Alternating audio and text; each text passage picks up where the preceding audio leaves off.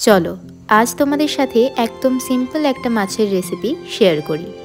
এটা কিন্তু পোলাও অথবা ফ্রাইড রাইস, বিরিয়ানি যার সাথে চাও তার সাথেই খেতে পারো।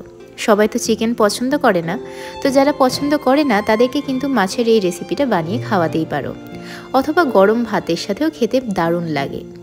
এখানে দেখো আমি রুই মাছ নিয়ে নিয়েছি 5 পিস, সেগুলোকে সামান্য নুন দিয়ে তারপর ভেজে নিয়েছি। এরপর গরম তেলের মধ্যে শুকনো লঙ্কা, দারচিনি, লবঙ্গ এই সমস্ত কিছু ফোড়ন দিয়ে দিলাম পেঁয়াজ কুচি। এরপর একটা পাত্রের মধ্যে কিছুটা সাদা তিল, কাজু একটুখানি গরম জল দিয়ে ভিজিয়ে রাখলাম। এরপর এটাকে পেস্ট করে নেব এবং তার সাথে অ্যাড করব আদা, কয়েকটা রসুন, 2টো কাঁচা লঙ্কা আর 2টো ছোট পেঁয়াজ। এটাকে পেস্ট বানিয়ে নিলাম, আর শুধুমাত্র এই পেস্টটুকুই লাগবে, আলাদা করে কিচ্ছু দিতে হবে না।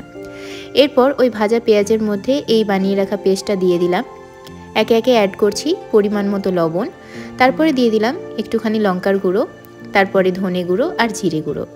ভালো করে নাড়িয়ে চাড়িয়ে দিয়ে দিতে হবে টক দই। এখানে কিন্তু টক দইটা দিতেই হবে। তারপর সামান্য জল দিয়ে আবার ফুটিয়ে নিয়ে মাছগুলো দিয়ে দিলাম। এরপর দিয়ে দিলাম 2টো কাঁচা লঙ্কা চিড়ে, তারপরে সামান্য চিনি, তোমরা চাইলে চিনিটা স্কিপ করতে পারো।